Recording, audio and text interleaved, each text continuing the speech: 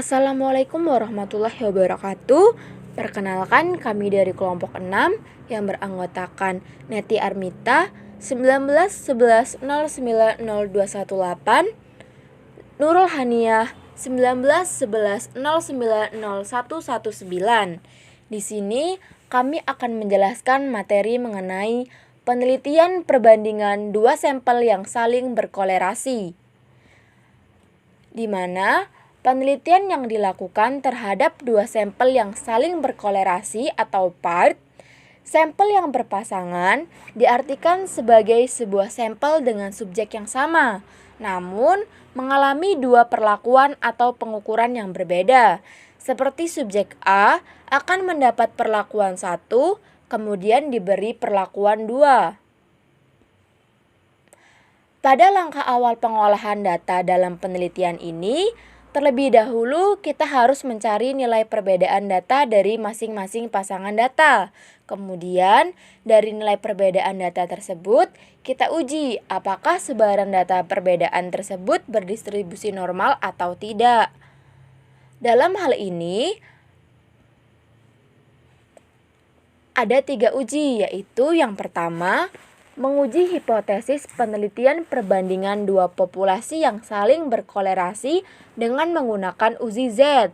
Dan yang kedua, menguji hipotesis penelitian perbandingan dua sampel yang saling berkolerasi dengan menggunakan uji T. Dan yang terakhir, menguji hipotesis penelitian perbandingan dua sampel yang saling berkolerasi menggunakan uji Wilcoxon. Yang pertama, kita punya penggunaan uji Z. Penggunaan uji Z kita gunakan jika penelitian yang kita lakukan bersifat penelitian populasi. Penggunaan uji Z memiliki beberapa kriteria, yaitu data distribusi normal, nilai sampel atau N sama dengan atau lebih besar dari 30, dan hanya digunakan untuk membandingkan dua buah observasi. Adapun untuk langkah-langkah pengujiannya adalah sebagai berikut. Yang pertama, tentukan hipotesis 0 dan hipotesis alternatifnya. Yang kedua, mencari nilai atau skor dari masing-masing subjeknya atau DI. Yang ketiga, mengetes normalitas data sebaran dari perbedaan atau DI. Dan yang keempat, kita mencari nilai rata-rata dan simpangan baku dari DI. Dan yang kelima, menentukan nilai Z hitung dengan rumus Z hitung sama dengan X bar D dibagi sigma DI per akar N, atau Z hitung sama dengan X bar DI akar N dibagi sigma DI, dengan nilai N adalah banyaknya pasang data, nilai X bar DI adalah rata-rata dari perbedaan pasangan data, dan nilai sigma DI adalah simpangan baku dan perbedaan pasang data. Dan cara yang terakhir yaitu menentukan nilai Z tabel dengan rumus ZI dibagi 2 dalam kurung 1 min A. Yang kedua, kita punya penggunaan uji T. Penggunaan uji T kita gunakan jika penelitian yang kita lakukan merupakan penelitian secara sampling. Ada 3 jenis pengujian T. Yang pertama, one sample t-test, yaitu membandingkan suatu variabel bebas, biasanya hanya memiliki satu data. Yang kedua, ada parallel sample t-test, yaitu membandingkan rata-rata dua variabel dalam satu grup. Jenis ini digunakan untuk yang memiliki data lebih dari satu. Dan yang ketiga ada hidden sample test. Adapun langkah-langkah pengujiannya adalah sebagai berikut. Yang pertama, merumuskan nilai hipotesis 0 dan hipotesis awal alternatifnya. Dan yang kedua, mencari nilai perbedaan atau skor dari masing-masing subjek. Yang ketiga, mengetes normalitas sebaran data perbedaan atau DI. Dan yang keempat, menghitung nilai rata dan simpangan baku dari DI.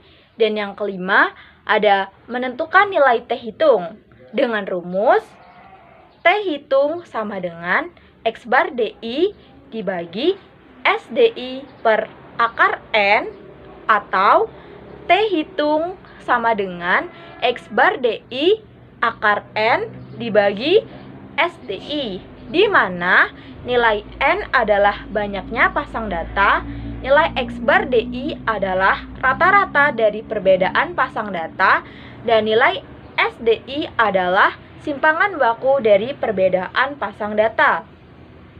Untuk cara yang keenam, menentukan nilai tabel dengan T tabel sama dengan T alpha dalam kurung DK sama dengan N-1.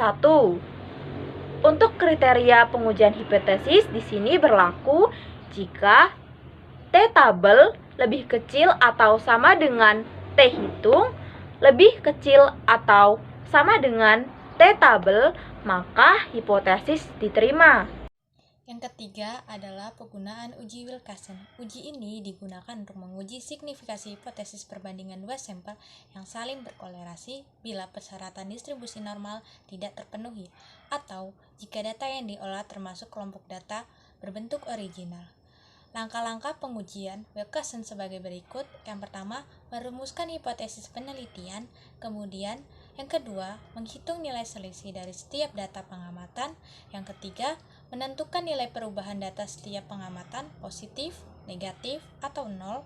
Yang keempat, tentukan rank atau peringkat mulai dari data yang terkecil hingga data yang terbesar. Yang kelima, pisahkan nilai rank yang bertanda positif dan rank yang bertanda negatif, kemudian dijumlahkan. Yang keenam, menentukan nilai statistik Wilkinson yang diberikan simbol W hitung dengan memilih jumlah rank yang terkecil. Jika banyaknya data kurang dari 25 pasang, maka bandingkan nilai W hitung dengan nilai tabel dengan kriteria terima HO jika W hitung lebih besar dari W tabel. Jika banyak pasang data lebih dari 25 pasang, maka distribusinya menggunakan pendekatan distribusi normal, sehingga kita dapat menggunakan transformasi Z dengan rumus sebagai berikut. Dengan kriteria terima HO jika minus Z tabel kurang lebih dari Z hitung, atau kurang lebih dari Z tabel.